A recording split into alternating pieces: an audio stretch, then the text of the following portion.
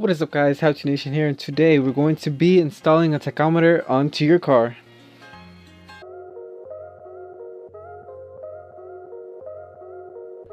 So today we're going to be installing a new tachometer. Well, I already did, but this is going to be for you guys on how to install it onto your car. So it's pretty easy and simple. You're left off with 4 wires, a red one, a black one, a white one, and a green one. Each of them has their own thing they do, but overall it's pretty easy to wire up. So the green one goes for the negative coil to send a signal, the white one goes for the light bulb, red one goes to any ignition power, and the black one goes to ground. So I already installed my replacement, which is this one. I thought it would be more easier to show you guys already installed, but as you can see the new one also has the same wiring, so overall all of them should have the same 4 wires. So what you're going to need is a voltmeter. I have mine right here, and if you do have a voltmeter you're going to want to set it to DC. And if you don't have a voltmeter, you can also use a test light to figure out where the voltage is coming from and see if the line is hot or anything.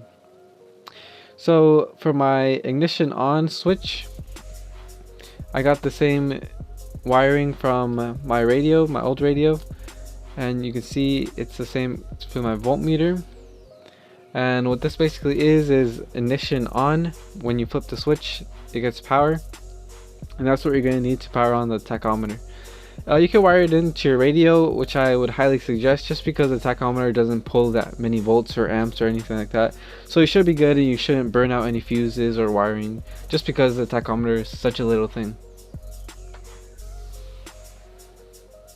And to test out if it is, you're just going to want to put in your test light or voltmeter like I am right here, ground it, and put it into the source you want to test. Flip the switch.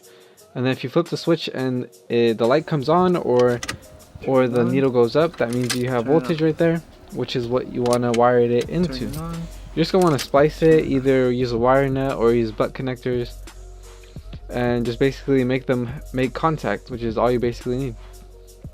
And then next is the black one, which is just a regular ground. You can just find anywhere that's metal, I guess, and make sure it's a nice secure metal. It's not dirty or rusted or anything. As you can see, that's where all my grounds are, which I'm probably going to be moving later on just because it looks so messy. All the wiring is pretty messy right now. That's because I installed all this stuff at the same time. So yeah. And for the white wire goes to the lights in case you want to see it in the dark. You don't really necessarily have to install this, but in case you want to see the tachometer at night, you're going to want to hook it up to the light source. So what I did, having an older car, I got the light bulb that used to go to my old radio. There was an actual physical light bulb that went onto the radio, and I just spliced it into the gauges in the tachometer, which is pretty simple. Either way, you're probably going to be installing this into an older car, so your older car might have the same setup as mine with a light bulb inside the radio, or it should be simple wiring just like this. And to test out or to find a good wiring setup and stuff, you're just going to want to test it out, put the needle inside where the wiring is to make sure you get contact, and then flip the switch just like the key testing one. It should come on just like that. When you turn it on, turn it off, and turn on. And that's how you know that you have the power switch connected to a source just like that. And last but not least is the green wire, which is the most important one because that's the one that sends the signal to the tachometer. So it's actually pretty simple. All you're going to want to do is just wire it through the firewall or some sort of grommet or something like that. Drill a hole, something like that, basically just to get the green wire onto the coil, which it would go on the negative side of the coil. You don't want it to touch the positive or anything other than that. You just want it to touch directly to the negative side of the coil. If it touches anything else like a ground, it could mess up and it could give you a faulty reading or something like that. So make sure there's nothing else in the way.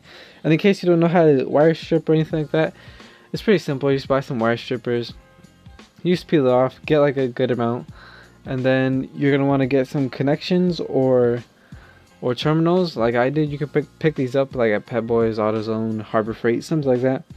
And you're usually going to want to get the smallest one, which is usually the red one, but just get the smallest gauge one, and get some crimpers, which mine already come with the strippers, and just crimp it down. And then once you crimp it down, it should be a secure connection. And in case you're wondering how to install these other gauges, radio, also LED lights, I'm going to be showing those in the future videos, so make sure to stay tuned. And if you guys enjoy these car videos, make sure to leave a like below, comment below, and I'll continue making them, I guess. So I hope you guys like the video. Like, comment, subscribe for more awesome content, and until next time, How To Nation out.